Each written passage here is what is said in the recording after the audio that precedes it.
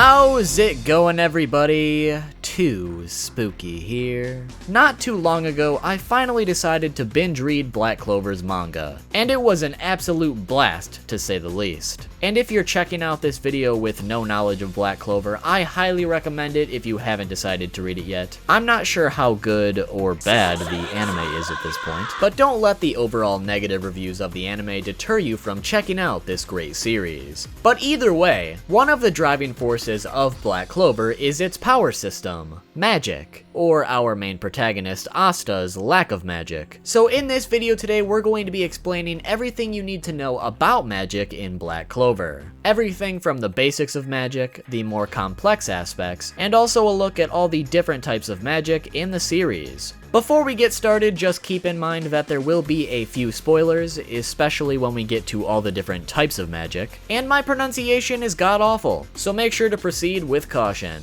But without any more delay, let's take a look at magic in Black Clover.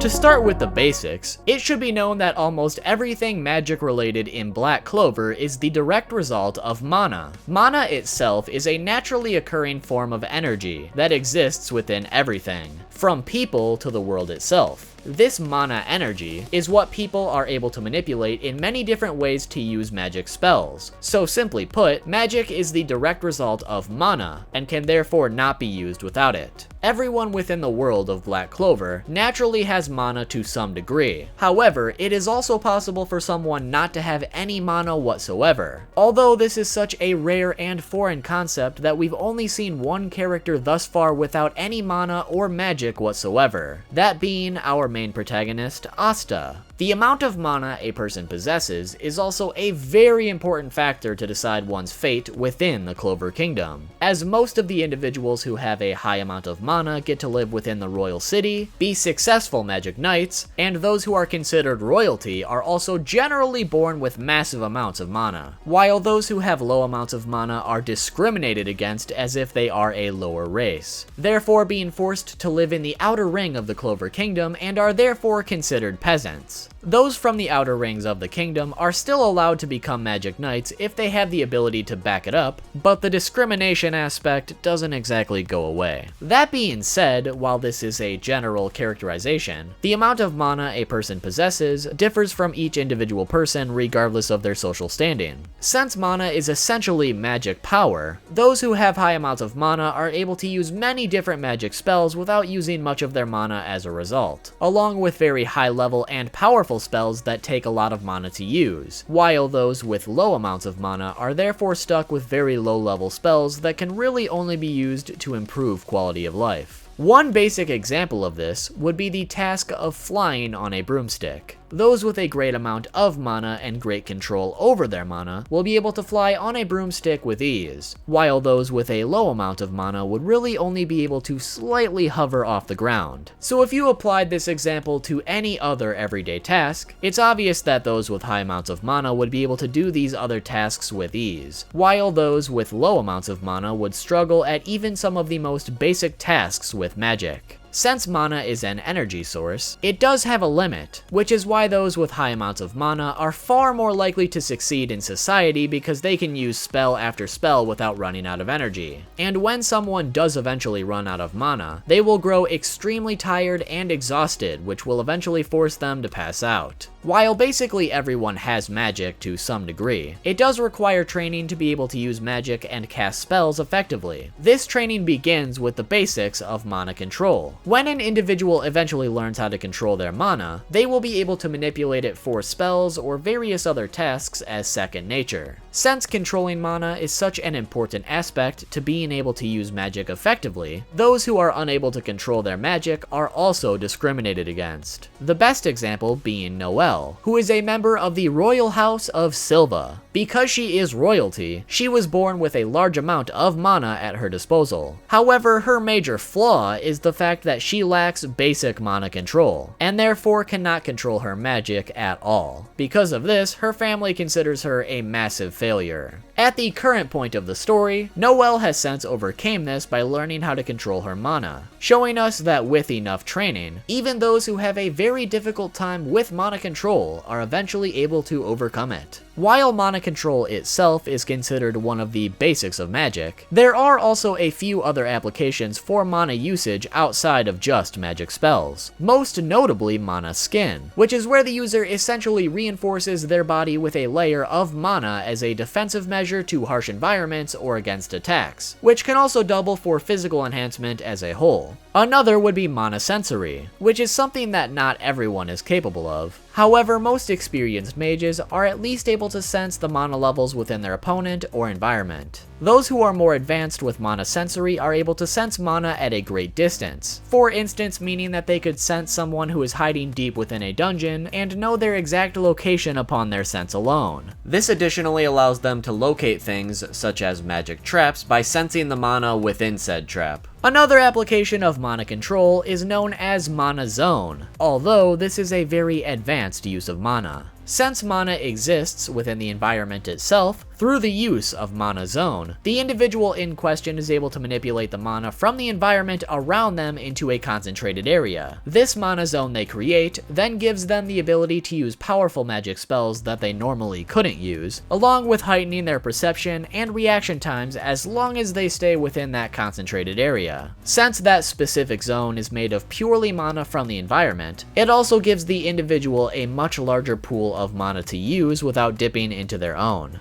The final thing I need to mention about mana is related to mana found within the environment. The amount of mana found within the environment differs from place to place, however locations, such as dungeons, usually contain an immense amount of mana, and can therefore distort the surrounding environment. And it's also possible to craft basically anything you could think of completely out of mana. But now that we've covered the concept of magic through mana, let's talk about the next step of magic, a grimoire. In the Clover Kingdom once a year, every 15-year-old throughout the country goes through something called the Grimoire Acceptance Ceremony. Through this ceremony, they are granted a magical spellbook, which is called a grimoire, which is essentially a spellbook that greatly enhances the user's magic ability, and allows the user to cast spells that they usually couldn't cast with just their magic ability alone. These grimoires come in many different shapes and sizes, and are connected directly to the user that they choose. Because of this, it's impossible for anyone to use someone else's grimoire. In the Clover Kingdom, most grimoires have a 3-leaf clover symbol on the cover. These 3 clovers represent faith, love, and hope. However, in a very rare occurrence, especially powerful and unique individuals can be granted a 4-leaf clover, which represents the addition of luck. Then we have the very mysterious 5-leaf clover, which has only been demonstrated with Asta thus far and one other character that I won't name. The final leaf represents the demon.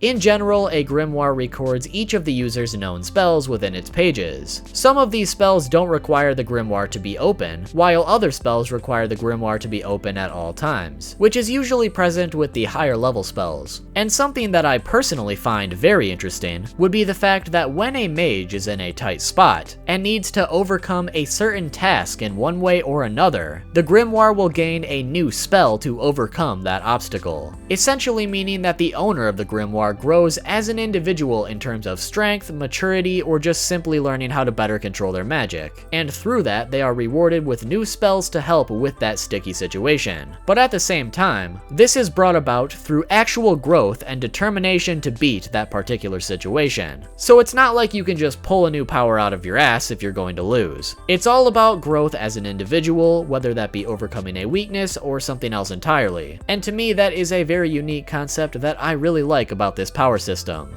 In addition to that, if the user were to find a new spell within a magical dungeon or just find one elsewhere, the spell that they find will transfer directly into the user's grimoire. So essentially, grimoires are an extension of the user's magical power, and can therefore enhance their powers and help them become a better mage. With that in mind, it should also be noted that a grimoire will disappear once its owner dies. In addition to grimoires, there are also various other magical items within the Black Clover universe, such as a wand that helps its user focus and control their mana. But we won't be talking about the other magical items any further, I just wanted to more or less point out that they exist.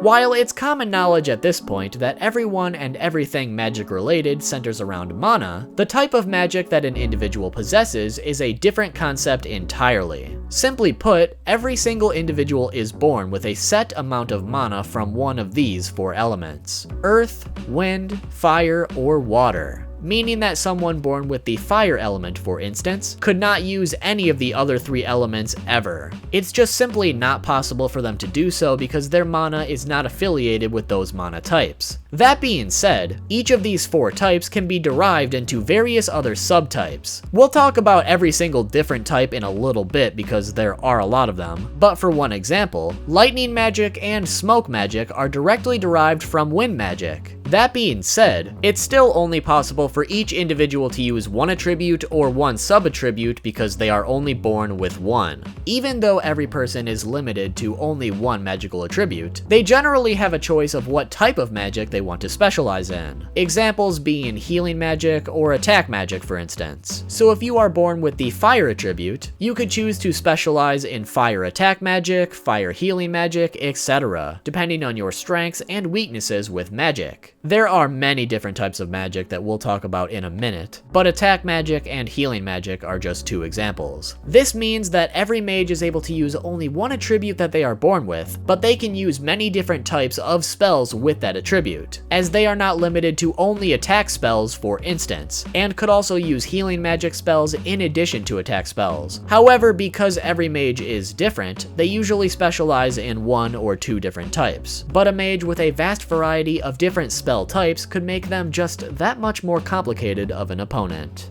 Now, I know I just hammered in the fact that each individual can only use one magic attribute no matter what. However, there are a few exceptions to that. The first exception being the scientific experiments from the Diamond Kingdom that have resulted in individuals being able to use 2 attribute types. The best example being Mars with his crystal and fire attributes. Because crystal is what he was born with, it shouldn't be possible for him to use fire magic at all. But through these experiments, the impossible was brought to life. The second exception is a lot more recent, so skip ahead to this time if you don't want to be spoiled. But essentially in Black Clover there are many different races other than humans. The 2 that we know about right now are elves and dwarfs, along with demons or devils being a possible 3rd race. With these different races in mind, we recently learned that Charmy is a human-dwarf hybrid, and due to the fact she is a mixture of the 2 races, she was granted 2 different attributes instead of just 1. In this case being cotton magic and food magic.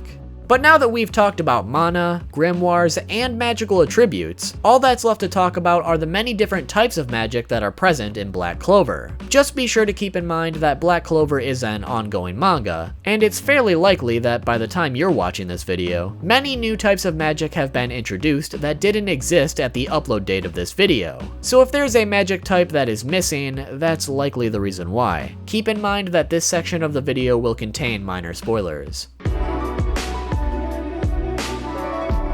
Like we talked about earlier, the 4 main attributes are as follows. Wind magic, which allows the user to generate various spells involving wind. Fire magic, which allows the user to generate various spells involving fire. Water magic, which allows the user to generate various spells involving water. And earth magic, which allows the user to generate various spells involving various earth-related materials. One thing to note about each of these main attributes would be that each one has its own powerful spirit, such as the fire salamander or wind sylph. These spirits choose a powerful user of the same attribute and essentially lend them their magical power to increase the magical power of their chosen individual, although they appear to only serve one person at a time. Then for the various sub-attributes, we have air magic, which although you'd assume it's the same as wind magic, it apparently isn't. The main difference would be the fact that the magic in question involves pressurized air that is invisible to the naked eye, making it borderline impossible to avoid as you can't even see the attack coming. Air magic also has a more advanced form called atmosphere magic, although this is still considered air magic at its core. It just involves taking air directly from the atmosphere itself. Anti-magic, which is and isn't a magic attribute at the same time, because it's essentially the opposite of magic. This magic is used specifically by Asta, and appears to come directly from his grimoire rather than his own body,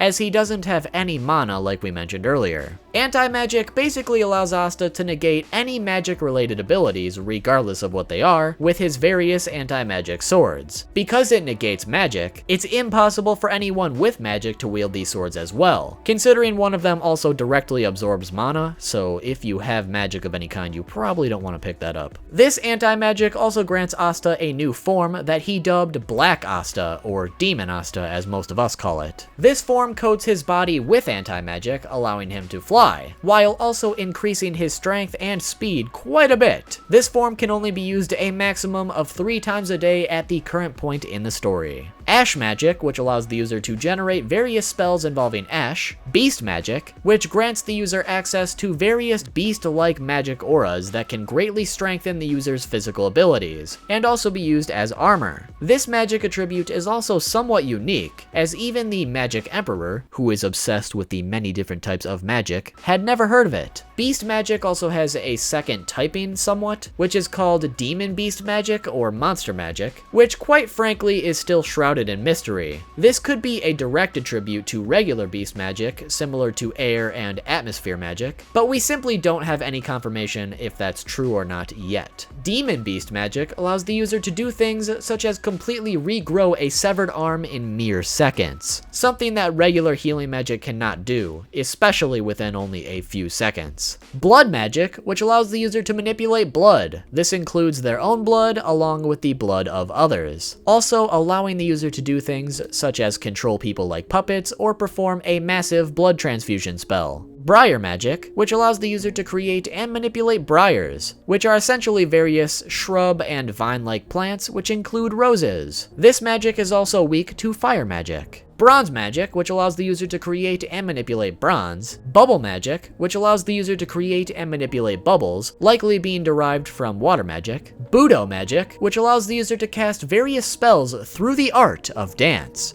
Chain Magic, which allows the user to create and manipulate chains. Cherry Blossom Magic, which allows the user to create and manipulate various cherry blossoms. Compass Magic, which allows the user to create and manipulate compasses, and while this one may sound pretty ridiculous from an outside perspective, it's actually got pretty useful techniques, such as creating a gigantic compass needle that will follow a specific target and strike them from any distance. Copper Magic, which allows the user to create and manipulate copper. Corundum Magic, which allows the user to create and manipulate corundum. Cotton Magic, which allows the user to create and manipulate cotton, which can do things such as shrink people within cotton balls, create sheep familiars, and also create levitating cotton balls that people can ride, among many other uses. Crystal Magic, which allows the user to create and manipulate crystals, mostly for offensive and defensive techniques. Dark Magic, which allows the user to create and manipulate darkness itself, which can be used to create black holes and absorb magic, among other things. Dark Magic is also much slower than your average magic in terms of speed. Dream Magic, which allows the user to create and manipulate a dreamlike world. Since this world shares the same laws as a dream, it's safe to say that pretty much anything can happen. Eye Magic, aka Dojutsu, which allows the user to cast various spells through the use of their eyes, such as freezing people in place, preventing them from using any magic. So basically using Genjutsu to trap them in Tsukiyomi. Food Magic, which allows the user to consume other types of magic, and then absorb that consumed magic to mix it with their own. Fungus Magic, which allows the user to create and manipulate various forms of fungi. Game Magic, which allows the user to essentially create and manipulate various events within a certain area, although this requires the user to have poured a bunch of their magic into that specific area beforehand, meaning that it requires a little bit of prep time to use it effectively. Gel Magic, which allows the user to create and manipulate various gelatinous, slimy, or jello-like substances. Glass Magic, which allows the user to create and manipulate various forms of glass. Ice Magic, which allows the user to create and manipulate various forms of ice, which is directly derived from the water element. Imitation Magic, which allows the user to imitate or copy any form of magic, the only exception being anti-magic. The only requirement to pull this off is that the user needs to first touch their opponent's grimoire. The imitated spells can also be just as strong as the original spells they're being copied from. Light magic, which allows the user to create and manipulate light. Its most prominent quality being that each spell is extremely fast. In fact, light magic is the fastest magic that there is. It's also weak to dark magic and considered the polar opposite of it for that reason. Lightning magic, which allows the user to create and manipulate lightning. Since lightning, and electricity for that matter, is a rather fast element, lightning spells are very fast and therefore very powerful offensively, and those with lightning magic are also born with the extra ability of heightened mana sensory. Memory magic, which allows the user to manipulate other people's memories. This includes gaining information through memories along with deleting memories. It's unknown at this point if memory magic is able to add memories to someone as well, but I feel it's pretty likely that they can. Mercury magic, which allows the user to create and manipulate mercury, which is essentially a liquid chemical that the user mostly uses to crush people due to its high density. This is also directly derived from water magic. Mirror magic, which allows the user to create and manipulate mirrors. This type of magic also has various uses, such as reflecting light beams offensively, traveling between mirrors, or even creating an exact copy of someone, but mirrored. Mist magic, which allows the user to create and manipulate mist. Mucus magic, which allows the user to create and manipulate snot.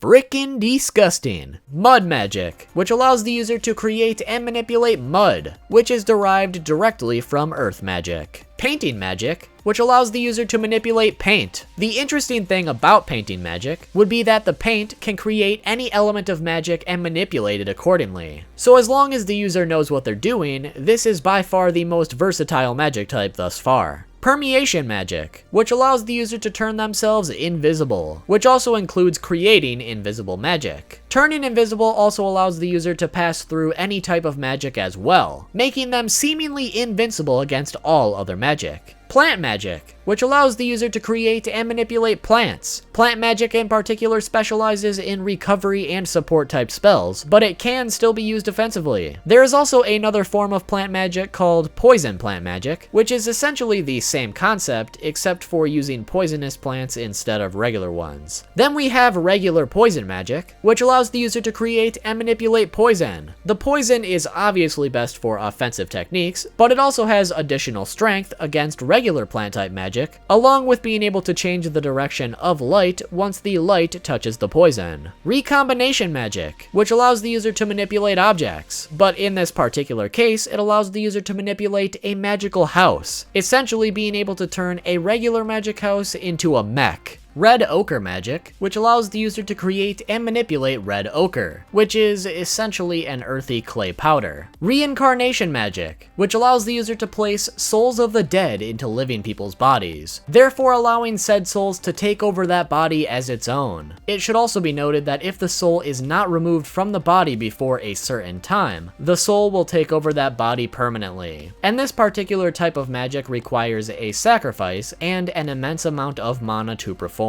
Rock magic, which allows the user to create and manipulate rocks. This is also directly derived from earth magic. Sand magic, which allows the user to create and manipulate sand, without the use of magnet release or shukaku. As you can probably guess, this is also derived from earth magic. Sandstone magic, which allows the user to create and manipulate sandstone. So they essentially took rock magic and sand magic and just kinda mashed them together. Shakudo magic, which allows the user to create and manipulate shakudo, which is basically a Japanese metal that's a mixture of gold and copper. Slash magic, which allows the user to create various blades out of mana. These blades are usually present on the user's forearms, but they can be detached and whatnot. These blades also gradually grow stronger and sharper the more they clash with an enemy, meaning that after a while they will eventually be able to cut down their enemy regardless. Smoke magic, which allows the user to create and manipulate smoke. This magic in particular also gives the user the added ability of stealth, as they can disappear within the smoke to escape, evade, or even to sneak attack. Similar to lightning magic, smoke magic also grants the bonus of heightened magic sensory. Snow magic, which allows the user to create and manipulate snow. This magic is also derived directly from water magic. Song magic, which allows the user to manipulate their voice to varying degrees. Soul Corpse Magic, which allows the user to place mana into a corpse, and therefore revive and control that corpse. The user can use this magic on two different types of corpses: the regular run-of-the-mill dead body kind, or special corpses that are handcrafted to have extra magical abilities to directly help the user. Spatial Magic, which allows the user to create and manipulate space through the use of portals. So far, we've seen two different examples of how this can work. One allows the user to create portals that they can travel through, along with transport others through, while the other example literally teleports whatever the portals touch out of existence. Through this, we've also seen that when these two spatial spells clash, they cancel each other out. Steel Magic, which allows the user to create and manipulate steel, mainly used to create various steel weapons. Stone Magic, which allows the user to create and manipulate stone, which is basically the same as rock magic, but obviously slightly different. Once again, this is derived directly from earth magic. Sword Magic, which allows the user to create swords out of mana. Thread Magic, which allows the user to create and manipulate thread. By itself, this doesn't really sound like a super strong magic, but as we saw with Doflamingo, thread is something you definitely don't want to mess with. In general though, this thread can be used to sew up wounds and keep broken bones in place, along with naturally being super thin and therefore almost invisible to the naked eye, along with being undetectable with magic or through mana detection. But what makes this ability super powerful is its additional ability, the Red Thread of Fate, which creates a little red cat that can change the reality of whoever it touches to something a little bit better, essentially changing the outcome of an individual by touching them. So if I got my head cut off, but the cat came over and touched me, it would warp fate to an outcome where my head was still intact, and it can do this as many times as it wants. The only catch is that this cat can only change the fate of those that the user cares about. Either way, anime is once again showing us why thread, and strings for that matter, are some of the most OP abilities in existence. Time Magic, which allows the user to manipulate time itself. This includes putting individuals in a time loop, accelerating time, along with stopping time and even rewinding it. Additionally, anyone that the user has killed in the past has whatever remained of their natural lifespan taken and converted into time that the user can use as extra time whenever he wants. Transformation Magic, which allows the user to transform their appearance into another person, along with being able to transform inanimate objects into others as well, including things such as other spells. Tree Magic, which allows the user to create and manipulate trees. This also has an additional type called World Tree Magic, which is essentially the same thing with much larger and scarier trees, that can also absorb mana at a massive rate. Vine Magic, which allows the user to create and manipulate vines, with the additional ability of sapping the mana of those trapped within said vines. Vortex Magic, which allows the user to create and manipulate magical tornadoes or vortexes. These vortexes surround the user with a constant whirlwind of magic energy that will deflect or completely dissipate any magic that touches it, making it very hard for any mage to work around. Wing Magic,